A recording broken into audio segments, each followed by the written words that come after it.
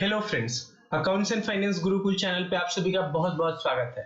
मेरा नाम है अंजन कुमार मिश्रा और अगर आपने मेरे चैनल को सब्सक्राइब नहीं किया तो प्लीज कर लीजिएगा। Class 11th business studies, chapter number 4 business services, उसका ये क्लास नंबर 4 है। अगर इससे पहले आपने क्लास नंबर 1, 2 और 3 इस चैप्टर का नहीं देखा तो प्लीज देख लीजिएगा। और जो भी क्लास 11 बिजनेस स्टडीज से रिलेटेड वीडियो है इस चैनल पे, वो एक सेपरेट प्लेलिस्ट जिसका नाम है क्लास 11 बिजनेस स्टडीज, वहां पे आपको इजीली मिल जाएगा। और यहाँ पे जो भी पढ़ाई होगा वो as per NCERT line by line होगा और फुली डिटेल वे में होगा, तो प्लीज आप पेशेंस रखिएगा। नॉलेज और मार्क्स आपको दोनों मिलने वाला है। तो चलिए शुरू करते हैं। चैप्टर हमारा 4th बिजनेस सर्विसेज। तो यहाँ पे हमने देखा था कि बिजनेस सर्विसेज मेनली 5 टाइप्स के होते हैं। पहला बैंकिंग और दूसरा इंश्योरेंस, हमने पिछले वीडियोस में कवर कर लिया था। अब इस वीडियो में जो हम कवर करने वाले हैं वो है पहला कम्युनिकेशन सर्विस। यानी कम्युनिकेशन कहने का मतलब जो भी इंफॉर्मेशन है उसको इधर से उधर करने के लिए जो सर्विसेज यूज किया जाता है। ठीक है, communication service are helpful to the businessman for establishing links with the outside world, which is supplier, customer and competitor etc. और ये जो इंफॉर्मेशन कम्युनिकेट होगा वो मे बी सप्लायर के साथ भी हो सकता है, कस्टमर्स के साथ भी हो सकता है और कंपटीटर्स के साथ भी हो सकता है। ठीक है, यानी बिजनेसमैन अपने सप्लायर, अपने कस्टमर और अपने कंपटीटर किसी को भी इंफॉर्मेशन देना पड़ सकता है उसको, तो वो कम्युनिकेशन चैनल यूज करेगा। Business doesn't exist in isolation. एक बिजनेस अकेले में नहीं हो सकता। बिजनेस में बहुत लोग इन्वॉल्व होते हैं। एक बिजनेसमैन अकेला बिजनेस नहीं करता है, क्योंकि कस्टमर नहीं होगा तो वो सेल नहीं कर पाएगा, सप्लायर नहीं होगा तो वो अपना रॉ मटेरियल नहीं खरीद पाएगा। ठीक है, it has to communicate with other for transmission of ideas and information। और कम्युनिकेशन के का जरूरत क्यों पड़ता है? कम्युनिकेशन के थ्रू ट्रांसमिशन होता है किस चीज का? आइडिया का और इंफॉर्मेशन का।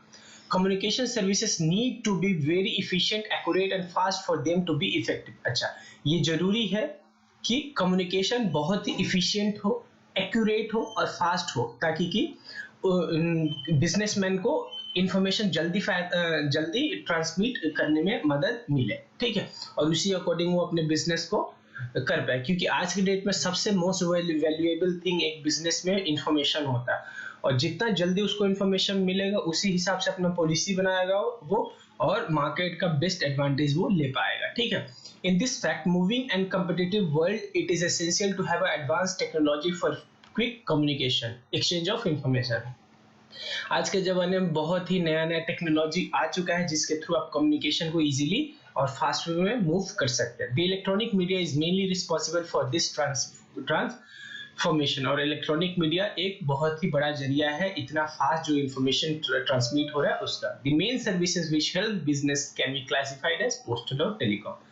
अब कम्युनिकेशन सर्विस में जो मेन है वो है पोस्टल और टेलीकॉम।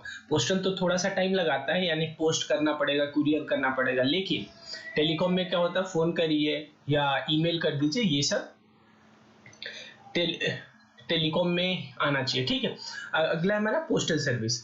पोस्टल सर्विसेज में Indian post and telegraph department, जो पोस्ट ऑफिस आप देखते हैं उसका बात हो रहा है। ठीक है, provides various postal services across India. For providing this services the whole country has been divided into 22 postal services. अच्छा, पोस्टल सर्कल्स यानी कि पोस्ट ऑफिसेस 22 सर्कल्स में बटे होते हैं पूरे इंडिया में। ठीक है, this circles manages day to day functioning of various head post offices, sub post offices and branch post offices. और वो सभी पोस्टल सर्कल्स में अपना हेड ऑफिस होता है, अपना सब पोस्ट ऑफिस होता है, फिर पोस्ट ऑफिस होता है और ब्रांच पोस्ट ऑफिस होता है। ठीक है, through their regional and divisional label arrangement, the various facility provided by postal department are broadly categorized into। अच्छा, अब पोस्टल सर्विस यानी पोस्ट ऑफिसेस क्या क्या सर्विसेज प्रोवाइड करते हैं। पहला फाइनेंसिंग फैसिलिटी। पहला क्या करते हैं? Financing facility. This financing facility are provided through the post offices saving accounts like public provident fund, Kisan Vikas Patra and national saving certificate, in addition to normal retail banking functions of monthly income scheme, recurring deposit, saving account, time deposit and money order facility। अभी आप चौक मत जाइएगा, post office का simple काम ये नहीं होता कि आपने पोस्ट ऑफिस से पोस्ट कर दिया, स्पीड पोस्ट कर दिया या जनरल पोस्ट कर दिया। पोस्ट ऑफिस आज की डेट में बैंक का भी काम करती हैं। फॉर एग्जाम्पल आप अपना saving account, time deposit, recurring account, ये सब भी ओपन वहां पे करा सकते हैं, पीपीएफ अकाउंट ओपन करा सकते हैं, ठीक है। तो आज के डेट में पोस्ट ऑफिस ये भी करती है। दूसरा फैसिलिटी वो देती है मेल फैसिलिटी। मेल वही स्पीड पोस्ट करने का। Mail services consist of parcel facility that is transmission of article from one place to another. Mail के थ्रू क्या होता है, एक सामान को एक जगह से दूसरे जगह वो लेके जाते हैं, ठीक है। Registration facility to provide security for the transmitted article and insurance facility to provide insurance cover for all the risk in the course of transmission. देखिए, एक तो पहला ट्रांसमिट करते हैं आर्टिकल को, यानी सामान को इधर उधर करते हैं, लेकिन अगर सामान इधर उधर करने में कोई लॉस हो गया, उसका जो रिस्क है उसको कवर करने के लिए वो इंश्योरेंस भी देते हैं, ठीक है, उस सामान के corresponding. Postal department also offers allied facility of the following type. अच्छा, उसके अलावा और भी कुछ सर्विसेज देता है। फॉर एग्जाम्पल ग्रीटिंग पोस्ट, ठीक है, अ range of delightful greeting cards for every occasion. यानी ग्रीटिंग कार्ड भी अगर आपको अपने प्रियजनों को भेजना है तो वो भी आप उधर से उनके थ्रू भेज सकते हैं, ठीक है। अगला है हमारा media post, an innovative and effective vehicle for Indian corporates to advertise their brand through postcards, envelope, aerogram and telegrams and also through letter boxes। होता क्या है कि अगर आपको अपना ऐड कराना है तो पोस्ट ऑफिस के थ्रू जो टेलीग्राम होता है, जो पोस्टल कार्ड होता है, उस पर अपना ऐड डाल सकते हैं, ठीक है। कोई दिक्कत? चलिए, direct post for direct advertising, it can be both addressed as well as unaddressed, ठीक है। आप डायरेक्टली पोस्ट भिजवा सकते हैं अपने ऐड करवा के, ठीक है। International money transfer through collaboration with Western Union financial services USA which enables remittance of money from 185 countries to India. जैसे आपने पुराने जमाने में या आज भी सुना होगा, मनी ऑर्डर आया है। वो क्या होता है कि जो इंटरनेशनल, अगर आपको बाहर से पैसा मंगवाना है या बाहर भेजना है, वो भी आप पोस्ट ऑफिस के थ्रू कर सकते हैं। और वो पोस्ट ऑफिस जो है वो पोस्टल डिपार्टमेंट कैसे करता है, उसने कोलैबोरेशन किया है वेस्टर्न यूनियन फाइनेंशियल सर्विसेज, जो कि यूएसए की एक कंपनी है। उसके थ्रू 185 देश में पैसा भेजा जा सकता है और वहां से पैसा इंडिया में लाया जा सकता है। पासपोर्ट सर्विसेज भी देती है। Unique partnership with the ministry of external affair for facilitating passport applications. Passport के एप्लीकेशन को फर्दर आगे बढ़ाने में भी पोस्ट ऑफिस का मदद होता है, ठीक है। ये भी सर्विस वो फैसिलिटी प्रोवाइड करते हैं। अगला मेन उनका होता है स्पीड पोस्ट करते हैं। स्पीड पोस्ट में क्या होता है? अच्छा, स्पीड पोस्ट फैसिलिटी के थ्रू उन्होंने 1000 डेस्टिनेशन इंडिया में लगाया है और 97 major countries on the globe के साथ उनका कोलैबोरेशन है। इसमें होता क्या है, देखिए, थोड़ा सा चार्ज पोस्ट ऑफिस इसके लिए ज्यादा लेते हैं, लेकिन पहुंचाने में मतलब जल्दी 2-3 दिन में ही सामान पहुंचा देते हैं। नॉर्मल एक जो पोस्ट होता है उसको क्या बोलते हैं, रेगुलर पोस्ट या ऐसा कुछ बोलते हैं, नॉर्मल पोस्ट बोलते हैं। स्पीड पोस्ट का दूसरा नाम जो है वो है रजिस्टर्ड पोस्ट भी है, ठीक है। लेकिन जो नॉर्मल पोस्ट होता है उसमें पहुंचने में 8-10 दिन लग जाएगा और कोई आपके पास प्रूफ भी नहीं होता है, यानी अगर आपका सामान नहीं भी पहुंचा तो भी पोस्ट ऑफिस उसका जिम्मेवारी नहीं लेता है। लेकिन अगर आपने पोस्ट स्पीड पोस्ट यानी रजिस्टर पोस्ट करवा के रखा है तो आपके पास एक प्रूफ होगा कि आपने भेजा है, उसके लिए आपको स्लिप मिलेगा। और नॉर्मल जो पोस्ट होता है उसमें तो आपको सीधा वो डब्बा होता है उसमें डाल देना होता है, ठीक है, उसमें कोई आपके पास प्रूफ नहीं है, ठीक है।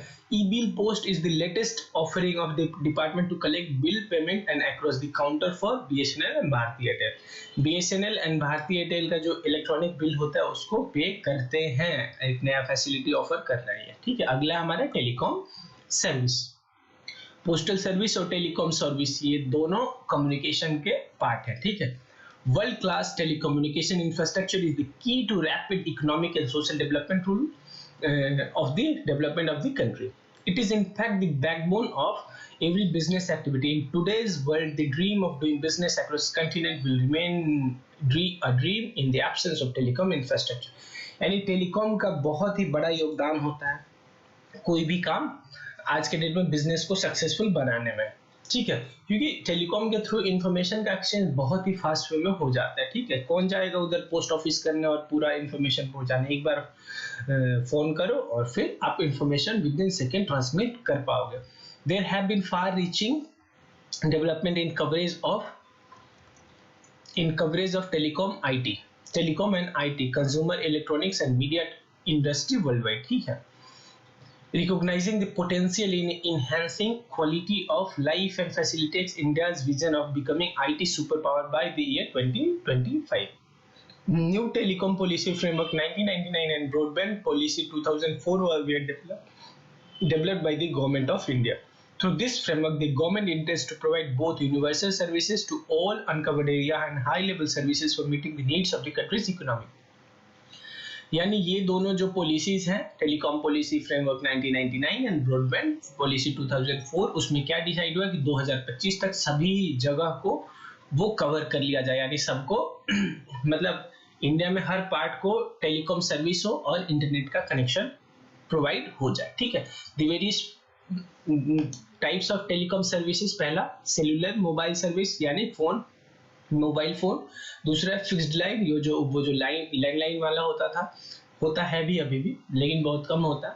मेनली तो अब सेलुलर मोबाइल सर्विस ही यूज होता है। These are all type of mobile telecom services including voice and non voice messages, यानी कि एक तो फोन पे बात करना, और नॉन वॉइस कहने का मतलब कि आप जो वीडियो और ऑडियो एक्सचेंज, वीडियो कॉल जो करते हैं, ठीक है। Data services and PCU services utilizing any type of network equipment within their service area. They can also provide direct internet connectivity with any other type of telecom service provider. अगला हमारा fixed line services. Fixed line services में क्या होता है? These are all type of fixed services including voice and non-voice messages and data services to establish linkage for long distance traffic. This utilize any type of network equipment primarily connected through fiber optic cables laid across the length and breadth of the country. They also provide interconnectivity with other types of telecom services, ठीक है। Simple है, reading करके समझ लीजिए। अगला है हमारा cable services. देखिए इनका जो ये टेलीकॉम सर्विस के अंदर आ रहे हैं, इनका प्लीज नाम बस याद कर लीजिएगा, ठीक है। ये जो भी टेलीकॉम सर्विसेज थे, थोड़ा डेफिनेशन याद कर लीजिएगा कुछ टेलीकॉम सर्विस का, और ये जो पांचों आएंगे आगे, इनका बस नाम याद कर लीजिएगा, ठीक है। इनके अंदर का कंटेंट याद करने का जरूरत नहीं है, ठीक है। एग्जाम में मेरे हिसाब से नहीं आना चाहिए, ठीक है।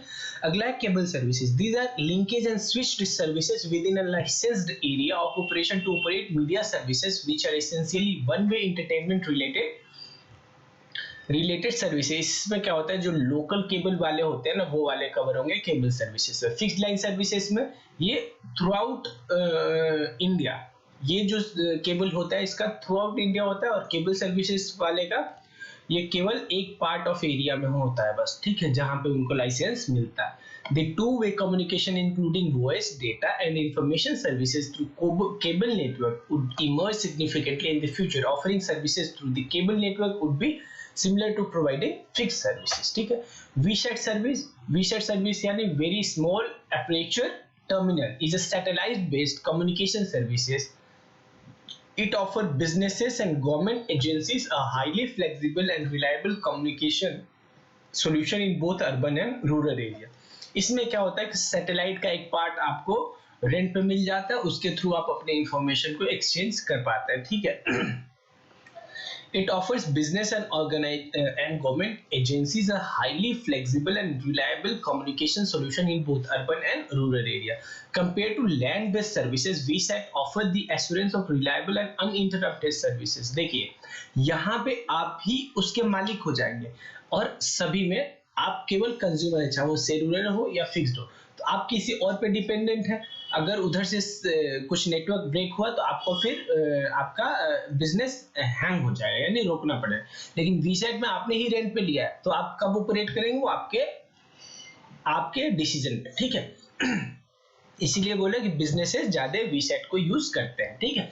जैसे आपने आजकल सुना होगा कि ऑनलाइन लाइव ट्रांसमिशन हो रहा है, यूट्यूब वाला ऑनलाइन मैं नहीं बोल रहा हूँ, मैं सैटेलाइट के थ्रू आजकल पढ़ाई होता है, तो वो वही है, वीसेट सर्विसेज के थ्रू करते हैं, ठीक है। It can be used to provide innovative applications such as telemedicine, newspaper online, market rates and teleeducations even in the most remote area of the country। और टेली एजुकेशन वही होगा, जैसे आप जो देखते हैं कि टेलीविजन पे कुछ चैनल्स हैं जो कि एजुकेशन प्रोवाइड करते हैं, तो वो क्या यूज करते हैं, वो वीसेट सर्विसेज यूज करके अपना जो इंफॉर्मेशन होता है वो टेलीकास्ट कर पाते हैं, ठीक है।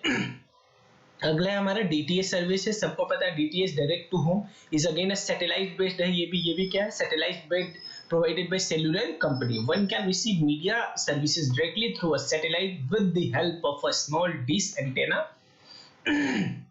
and a set-top box. यानी सिंपल ये डिश टीवी और वीडियोकॉन डीटीएच यही सब है, ठीक है। The service provider of DTH service provider provides a boutique of bucket of multiple channels. It can be viewed on our television without being dependent on the service provided by the cable network service provider. इसमें क्या होता है कि जो cable वाला है normally हम उस पर डिपेंडेंट हुआ करते थे, लेकिन यहाँ पे जो डीटीएच सर्विस है वो सैटेलाइट बेस्ड है, तो हम वहां से देख रहे हैं डायरेक्टली, ठीक है। ये ज्यादा इंपॉर्टेंट नहीं है कम्युनिकेशन वाला, ऊपर ही बस देख लीजिएगा कि पोस्टल सर्विस एक हो गया और एक टेलीकम्युनिकेशन हो गया। अगला है हमारा ट्रांसपोर्टेशन, ठीक है। अगला सर्विसेज चौथा है ये transportation. Transportation comprises of freight service together with supporting and auxiliary services by all mode of transportation। और इसमें सारे mode of transportation include है रेलवे हो गया, एयर हो गया, रोडवे हो गया, वाटरवे हो गया, सब कुछ, ठीक है। और इसके थ्रू क्या ट्रांसफर होता है, सामान ट्रांसफर होता है। फॉर एग्जाम्पल कि जो कंपनी को प्रोड्यूस करना उसके लिए रॉ मटेरियल चाहिए तो वो कहीं से मंगवाएगी तो उसको ट्रांसपोर्ट करवाएगी। फिर एक बार उसने सामान बना दिया तो उसको फिर कस्टमर तक पहुंचाना तो उसके लिए ट्रांसपोर्ट यूज करेंगे। You have already studied the comparative advantages and disadvantages of different mode of transportation in earlier classes. Their services are considered to be important for business since speed is the essence in the business transaction. आज की date में सबसे जो most important चीज है business में, कौन कितना कोई काम जल्दी कर पाता है, और ट्रांसपोर्टेशन तो जरूरी है ही। यानी अब आपको सामान भेजना है हजारों किलोमीटर दूर और आप बैलगाड़ी से भेज रहे हैं तो फिर ये सही नहीं है। लेकिन अब आपको सामान भेजना है बहुत दूर दराज इलाके में, रूरल एरिया में, तो एक पॉइंट ऑफ टाइम जहां तक रोड अवेलेबल है वहां से ट्रक से भेजिए और उसके बाद आप बैलगाड़ी यूज कर सकते हैं, क्योंकि उसके बाद गाड़ी जा ही नहीं सकती, ठीक है। तो ये सब डिसीजन कंपनी को लेना पड़ता है, ठीक है। Also transportation remove the hindrance of place. अच्छा, ट्रांसपोर्टेशन क्या रिमूव करता है, हिंड्रेंस ऑफ प्लेस, यानी सामान जहां बना है वहां से सामान जहां कंज्यूम होता है उस दोनों प्लेस के बीच का जो हिंड्रेंस है, जो दूरी है, उसको दूर करने में ट्रांसपोर्टेशन मदद करता है। वैसे ही आपको यहाँ पे वैसे पढ़ाया नहीं इन्होंने कि टेलीकम्युनिकेशन किस चीज को किस हिंड्रेंस को दूर करता है, हिंड्रेंस ऑफ इंफॉर्मेशन। जो इंफॉर्मेशन है किसी और के पास और किसी और के पास पहुंचाना है वो दूर करता है ट्रांसपोर्टेशन ऑफ ट्रांसपोर्टेशन। वैसे ही बैंकिंग हिंड्रेंस ऑफ फाइनेंस दूर करता है, वैसे इंश्योरेंस हिंड्रेंस ऑफ रिस्क दूर करता है। सबका मैंने बता दिया, इन्होंने नहीं बताया था, सिंस इन्होंने एक बार पहले बताया मैंने सारा भी बता दिया आपको, ठीक है। That is it makes good available. Hindrance of place कहने का मतलब it makes goods available to the consumer from the place of production, यानी जहां पे सामान बना है वहां से कंज्यूमर तक पहुंचा देता है। और इसी दोनों में जो गैप था वो एक हिंड्रेंस था, एक कमी था, उसको दूर किसने किया, ट्रांसपोर्टेशन है, ठीक है। We need to develop our transportation system to keep pace with the requirement of our economy. Economy को आगे बढ़ाना है तो ट्रांसपोर्टेशन पे ध्यान देना पड़ेगा, क्योंकि इकोनॉमी डिपेंड करता है बिजनेस पे और बिजनेस डिपेंड करता है ट्रांसपोर्टेशन पे, क्योंकि जितना बढ़िया ट्रांसपोर्टेशन फैसिलिटी होगा उतना ही जल्दी सामान का एक्सचेंज हो पाएगा, ठीक है। We need better infrastructure of roads with sufficient width and height, high quality, ठीक है। आप बहुत चौड़े चौड़े रोड चाहिए और हाई क्वालिटी के रोड चाहिए, यानी गड्ढा नहीं चाहिए, प्लेन रोड चाहिए, ठीक है। अब देखते भी है गवर्नमेंट भी बहुत फोकस कर रही है हाईवेज बनाने में, ठीक है। We have few port and they too are congested। देखिए गवर्नमेंट भी धीरे धीरे ध्यान दे रही है, जो पोर्ट्स होते हैं, जो पोर्ट्स होते हैं जो समंदर के किनारे होते हैं, आज के डेट में इंडिया में कम पोर्ट्स है और जो है भी वहां पे बहुत कंजेशन है, तो गवर्नमेंट कुछ हद तक ध्यान दे रही है इस पे भी।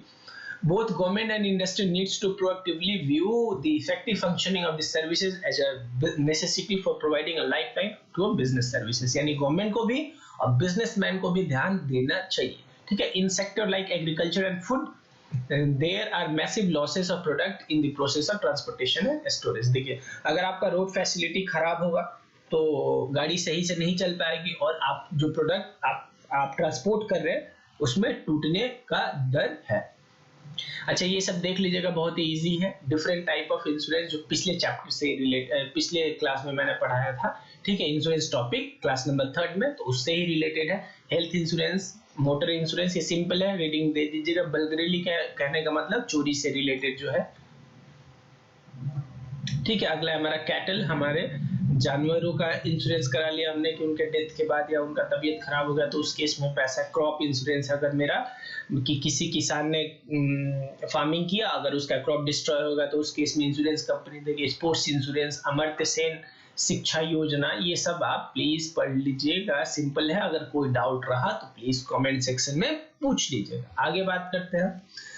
अच्छा, सोशल सिक्योरिटी स्कीम गवर्नमेंट ने कुछ लॉन्च किया था, फॉर एग्जांपल अटल पेंशन योजना, जिसमें क्या था, 18 से 40 उम्र के लोग पैसा देके कुछ कुछ पैसा हर महीने हर साल पे करेंगे और गवर्नमेंट उनको 60 साल ईयर के बाद ओल्ड एज पेंशन देगी। वैसे प्रधानमंत्री सुरक्षा बीमा योजना, प्रधानमंत्री जन धन योजना और प्रधानमंत्री जीवन ज्योति बीमा योजना, ये सब है।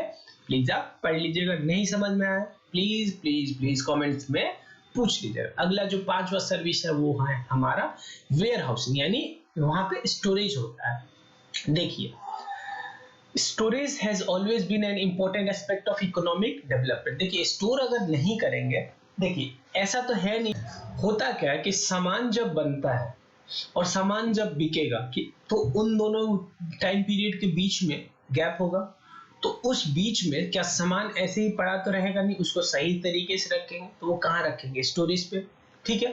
अच्छा, दूसरा ये भी हो सकता है कि सामान कहीं और बनता है और कंज्यूम कहीं और होना है, तो ट्रांसपोर्ट कराना है, अब ट्रांसपोर्ट कराने में भी टाइम लगेगा, तो उसके लिए भी सामान स्टोर करना पड़ेगा, यानी स्टोर तो आपको सामान करना पड़ेगा, ठीक है। और स्टोर एक और रीजन होता है स्टोर करने का, मोस्ट इंपोर्टेंट रीजन, ताकि कि आप चाहते हैं कि अगर मान लीजिए मैंने एक ऐसा प्रोडक्ट किया कि पहले कंज्यूमर ऑर्डर देता है फिर मुझे सामान बनाना है, तब तो स्टोरेज का कोई जरूरत नहीं पड़ेगा।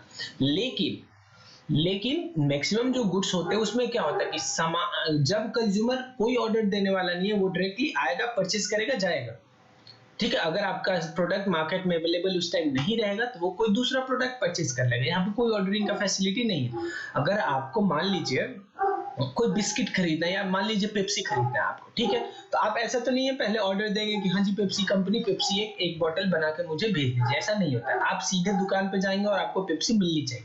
यानी ये सब खेल किस चीज का, वेयर हाउसिंग का। तो कंपनी को भी ये बात पता है कि कस्टमर रुकने वाला नहीं है, तो उसको अपना स्टॉक मेंटेन करना पड़ता है ताकि कि वो अपने कस्टमर के नीड को सेटिस्फाई कर पाए, ठीक है। The warehouse was initially viewed as a static unit for keeping storing goods in a scientific and systematic manner so as to maintain their original quality. ठीक है, value and usefulness. The typical warehouse received merchandise by rail, truck and bullock cart. The item were moved manually to a storage within the warehouse and hand piled in a stack on the floor. They are used by manufacturer, importer, exporter, wholesaler, transport businesses, customs in India. ठीक है। Simple बात क्या बोल रहे हैं कि देखिए, जो रेलवे मैक्सिमम आज के डेट में वेयर हाउस कौन यूज करता है, वेयर हाउस यूज करते हैं manufacturer, importer, exporter, wholesaler, transport business, custom एक जो डिपार्टमेंट है गवर्नमेंट ऑफ इंडिया का वो भी यूज करता है। वो क्या करता है कि जो दूसरे देश से सामान आता है उसको चेक करने के लिए वो वेयर हाउसिंग का यूज करके उनका पहले सामान रखवाता है, वहां पे सारा सामान चेक करता है, ठीक है।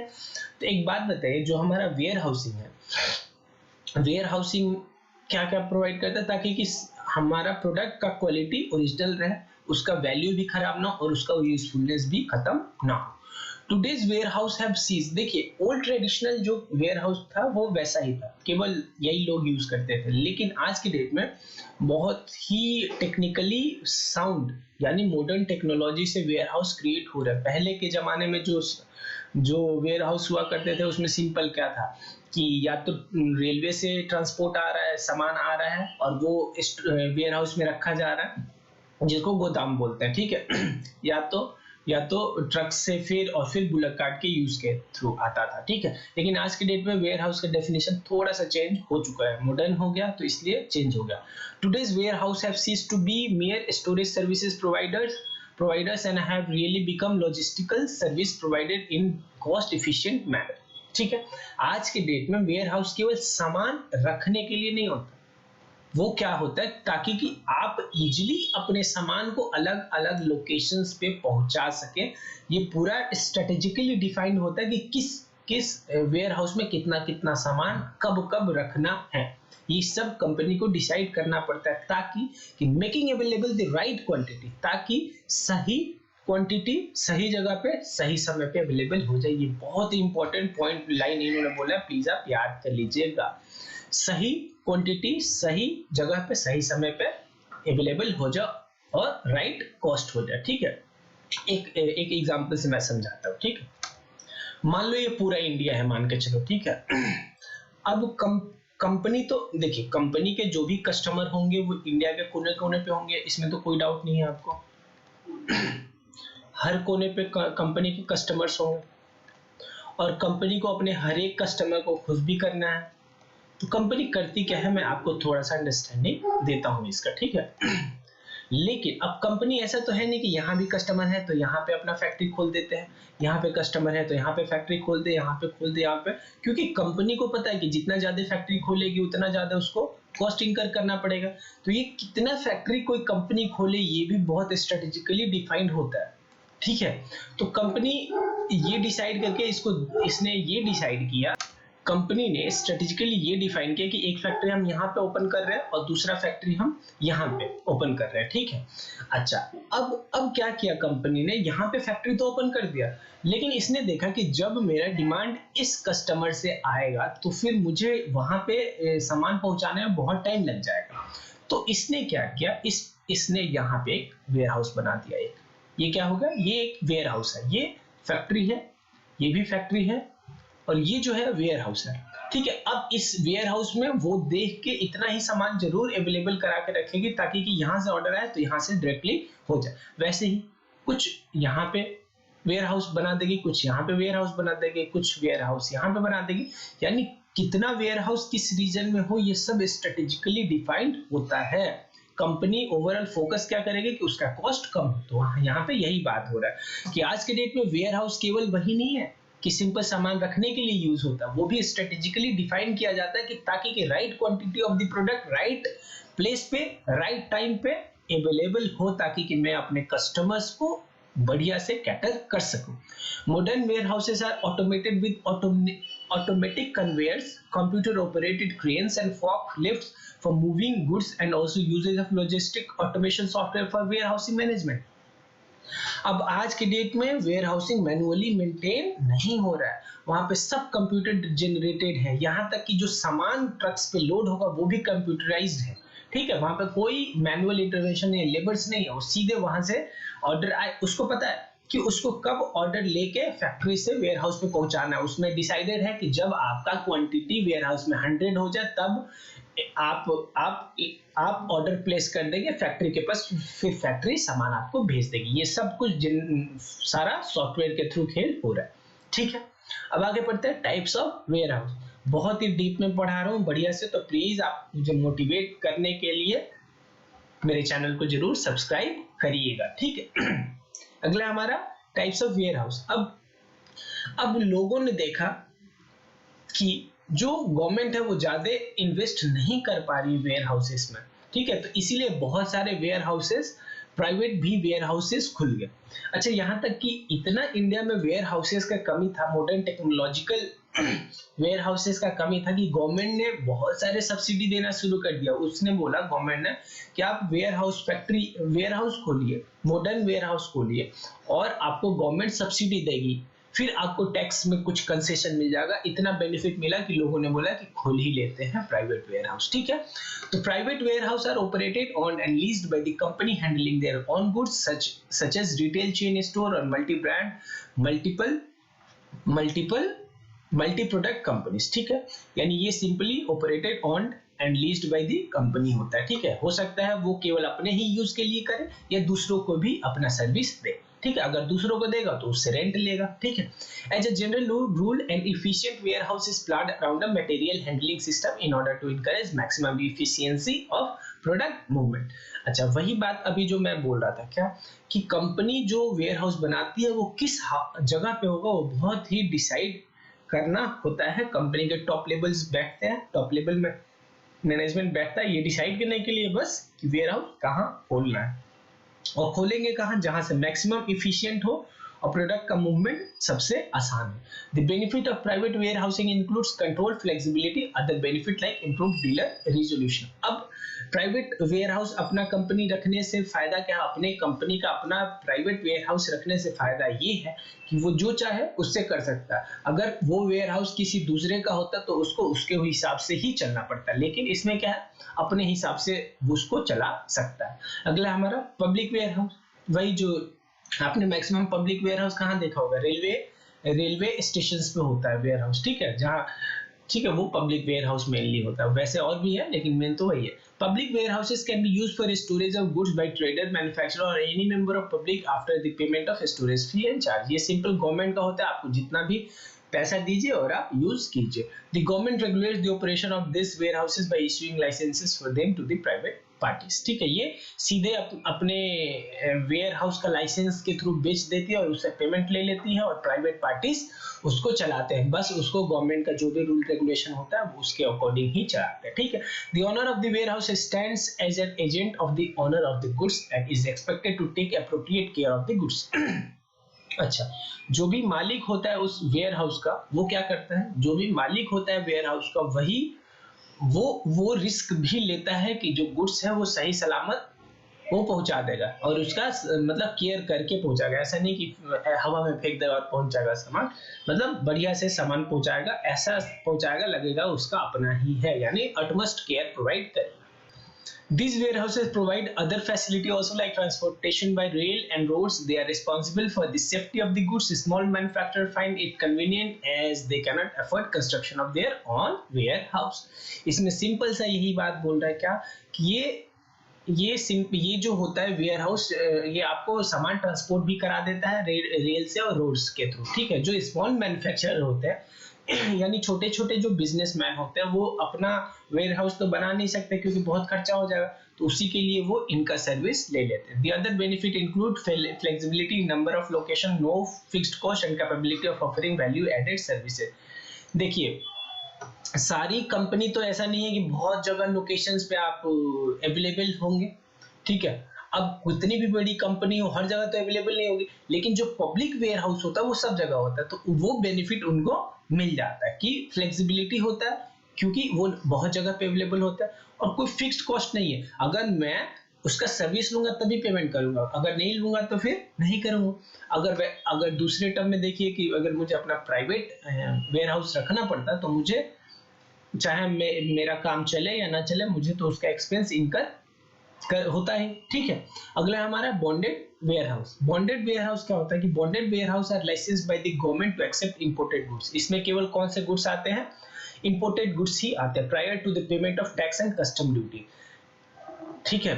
टैक्स और कस्टम ड्यूटी पेमेंट करने से पहले, यानी ये मेनली कहाँ यूज होता है, एयरपोर्ट्स पे और सी पोर्ट्स पे, ठीक है। These are goods which are imported from other country. Importers are not permitted to remove goods from the dock or airport till custom duty is paid, ठीक है। होता क्या है कि मान लीजिए किसी दूसरे कंट्री से, सपोज कोई अमेरिका से कोई सामान आ रहा है इंडिया में बेचने के लिए, तो पहले उसको सी पोर्ट पे या एयरपोर्ट पे रोक के कस्टम वाले चेक करेंगे और उसके अकॉर्डिंग कस्टम ड्यूटी यानी कस्टम पे जो टैक्स लगता है, सामान बाहर से सामान आया तो उस पर इंपोर्ट ड्यूटी जो लगेगा वो लगाने के बाद ही वो छोड़ते हैं, तो जितना दिन उनको लगेगा कस्टम डिपार्टमेंट को उतने दिन वो बॉन्डेड जो वेयर हाउस होगा उसी में अपने सामान को रखेंगे, ठीक है। At times importers are not in a position to pay the duty in full or doesn't require all the goods immediately. The goods are kept in the bonded warehouse by the custom authority till the custom duty is paid. These goods are said to be in bond. इसमें simple सा यही मतलब है क्या कि देखिए अब मान लीजिए मैं एज अ बिजनेसमैन सामान मंगवा रहा हूँ, ठीक है, तो कस्टम वालों ने सी पोर्ट पे रख लिया क्या कि आप पहले कस्टम ड्यूटी पे करिए, लेकिन मेरे पास तो पैसा है ही नहीं, तो मैंने बोल दिया कि आप अभी 1 महीना रखिए, जब मेरे पास पैसा आ जाएगा तब मैं पे कर दूंगा। या मान लीजिए मुझे तो ऐसा है नहीं, मैंने अगर 1000 प्रोडक्ट मंगवाया तो हजारों तो एक दिन में बिकने वाला नहीं है, तो मैं बोल दूंगा कि 100 के कॉरेस्पॉन्डिंग मेरे पास अभी पैसा पड़ा हुआ है, तो आप उसके कॉरेस्पॉन्डिंग पैसा ले लीजिए और बाकी 900 प्रोडक्ट आप रख लीजिए, जब वो बेच लूंगा फिर मैं यहाँ से छुड़ा के ले जाऊंगा, ठीक है। तो उतने दिन के लिए वो उस प्रोडक्ट को बॉन्डेड वेयर हाउस में रखेंगे. This warehouses have facilities of branding, packaging, grading and blending. Importers may bring their buyers for inspection of goods and repackage them according to their requirement. Thus, it facilitates marketing of goods. अच्छा, जो हमारा bonded ware house होता है वो उसमें सारा facility available होता है. अगर इंपोर्टर चाहे तो जिसको सामान बेचना है उसको लाके दिखा सकता है, ठीक है. और वहां पे मतलब बस सामान वहां पे रहना चाहिए. आप जो हमारा इंपोर्टर है यानी जिसने उस सामान को बाहर कंट्री से मंगवाया है वो उसको कभी भी चेंज कर सकता है, यानी उसका पैकेजिंग चेंज कर सकता है वहां पे बैठ के, बस लेके नहीं जा सकता, ठीक है. Goods can be removed in part as and when required by the importer and buyer and import duty can be paid in installment, ठीक है. गुड्स जितना पार्ट्स में चाहे यानी 100 करके 200 करके वो अपना हटा सकता है और जितना गुड्स हटाएगा उतने पे ही पहले ड्यूटी देगा और जो नहीं लेके जाएगा वो वहीं पे सामान पड़ा है. The importer need not block funds for payment of import duty before the goods are sold or used, ठीक है. Even if they wishes to export the goods kept in the bonded warehouse, he may do so without payment of custom duty. Thus, bonded warehouse facilitate intraport trade. Intraport क्या होता है? Interport का मतलब कि मैंने किसी दूसरे देश से सामान मंगवाया और दूसरे देश में एक्सपोर्ट कर दिया, उसको बोलते हैं इंटरपोर्ट, ठीक है. तो यहाँ पे सब कुछ अवेलेबल है, ठीक. गवर्नमेंट वेयर हाउस अगला है हमारा government warehouse. This warehouses are fully owned and managed by government. यहाँ पे ऑनरशिप भी गवर्नमेंट का होता है. पब्लिक वेयर हाउस में ऑनर तो गवर्नमेंट होती है लेकिन लाइसेंस बेच देती है, लेकिन यहाँ पे ऑनर भी गवर्नमेंट होती है और उसका मैनेजमेंट भी गवर्नमेंट ही करती है, ठीक है. कोई लाइसेंस बिकता नहीं है. The government manages them through organisation set up by public sector, ठीक है. और उसके लिए गवर्नमेंट क्या करती है, पब्लिक सेक्टर का ऑर्गेनाइजेशन है उसके थ्रू करती है. फॉर एग्जाम्पल FCI हो गया, फूड कॉर्पोरेशन ऑफ इंडिया, ठीक है. FCI हो गया, स्टेट ट्रेडिंग कॉर्पोरेशन हो गया, सेंट्रल वेयर हाउसिंग कॉर्पोरेशन हो गया, ये सब मैनेज करते हैं उन गवर्नमेंट वेयर हाउस को. अगला हमारा कोऑपरेटिव वेयर हाउस. पढ़ा होगा आप लोगों ने, अगर आपने वो वीडियो नहीं देखा तो देख लीजिएगा. कौन सा बोल रहा हूं मैं, कोऑपरेटिव सोसाइटीज वाला. जो हमारा फॉर्म्स ऑफ ऑर्गेनाइजेशन है उसका लास्ट नहीं सेकेंड लास्ट यानी क्लास नंबर 4 वाला है कोऑपरेटिव सोसाइटी. उसमें होता था क्या कि कुछ लोग जिनका मोटिव सिमिलर है वो काम करेंगे, वो काम करेंगे और उससे जो बेनिफिट होगा वो उन्हीं मेंबर्स को मिल जाएगा. तो कोऑपरेटिव वेयर हाउस में क्या होगा कि कुछ लोग हैं जिनको वेयर हाउस का फैसिलिटी चाहिए तो वो अपने में ही सब पैसा मिला के एक वेयर हाउस बना देता और उससे सर्विस वो सभी लेंगे, ठीक है. सब मार्केटिंग, इससे होगा क्या कि कुछ उनको एक्स्ट्रा पेमेंट नहीं करना पड़ेगा, बस उनको देना वही है जो उनका कॉस्ट इंकर होगा, ठीक.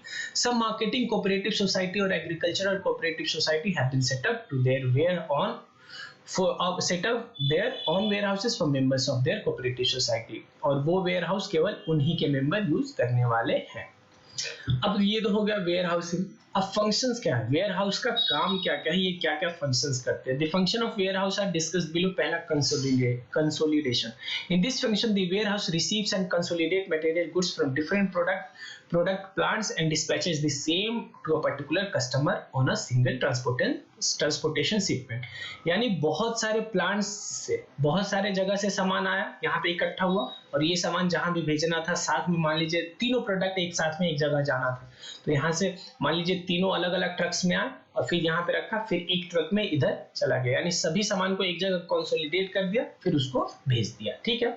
ब्रेक द बल्क यानी कि the warehouse performs the functions of dividing the bulk quantity of goods received from the production plant into a smaller quantity and these smaller quantity are then be transported according to their requirement. इसमें क्या होता है, एक जगह से सामान आया, उसमें क्या हुआ था बहुत जगह से सामान आया था. पिछले वाले में कंसोलिडेशन बहुत जगह से सामान आया था, एक जगह जाना था. इसमें क्या है, एक जगह से सामान आया और बहुत जगह जाना है, ठीक है. ये हो गया ब्रेक द बल्क, यानी यहाँ पे जो बल्क में आया था उसको पार्ट्स में ब्रेक कर दिया. अगला है हमारा स्टॉक पाइलिंग, यानी एक जगह सामान पूरा इकट्ठा करने में मदद करता है.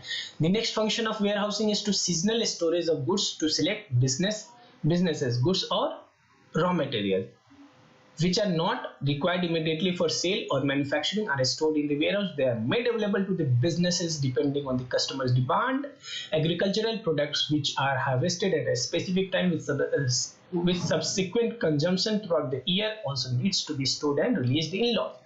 देखिए कुछ ऐसे प्रोडक्ट्स होते हैं जो कि एक ही टाइम पे अवेलेबल हो जाते हैं लेकिन उसका demand through out the year होता है, तो उसको एक जगह इकट्ठा करके रखना पड़ेगा और सेफगार्ड में रखना पड़ेगा ताकि कि वो खराब ना हो, वो सड़ेगा। ये मेनली एग्रीकल्चरल प्रोडक्ट्स, जैसे जो एग्रीकल्चरल प्रोडक्ट होते हैं, फॉर एग्जांपल पोटैटो हो गया या राइस हो गया, ये एक ही जगह एक साल में एक बार पैदा होता है, मतलब इसको उपजाया जाता है, लेकिन ये तो हमेशा अवेलेबल होना चाहिए कस्टमर्स को। ठीक है, तो ये क्या करते हैं, अपना स्टॉक पाइलिंग कर लेते हैं, किसके थ्रू, वेयर हाउसिंग के थ्रू, और फिर उस प्रोडक्ट को थ्रू आउट ईयर अवेलेबल कराते हैं। वैल्यू एडेड सर्विसेज, अगला क्या हमारा, वैल्यू एडेड सर्विस भी प्रोवाइड करता है वेयर हाउस। क्या, certain value added services are also provided by the warehouse such as transit mixing, packaging and labeling, यानी कुछ warehouses में ये भी फैसिलिटी हो जाता है क्या, कि रास्ते में आपको अगर सामान में कोई मिक्स करना है तो आप वेयर हाउस में रोकिए, वहां पे मिक्स कर सकते हैं, या पैकेजिंग करना, लेबलिंग करना, वो भी आप वेयर हाउस के अंदर कर सकते हैं। Goods sometimes need to be opened and repackaged and labeled again at the time of inspection by the prospective buyer, grading according to the quantity and dividing goods in a smaller lot, another function। यानी आप सीधे सीधे product को ware house में उतार के आप जो चाहें उसके साथ कर सकते हैं। उसको बहुत सारे प्रोडक्ट है, उसको मिक्स करके एक नया प्रोडक्ट भी वहां पे बना सकते हैं, या एक प्रोडक्ट को पार्ट्स में भी डिवाइड कर सकते हैं। ये सब कुछ यहाँ पे अवेलेबल है। अच्छा, अगला जो इसका फंक्शन है वो प्राइस स्टेबलाइजेशन है। इसका सिंपल सा मतलब है कि प्राइस को स्टेबल रखने में मदद करता है। ठीक है, जैसे आपने देखा कि पोटैटो जो होता है, पोटैटो एक सीजन है कि कब वो पैदा होना है, तो जिस टाइम पैदा होता है उस टाइम तो उसका रेट 5 रुपये पर केजी होता है।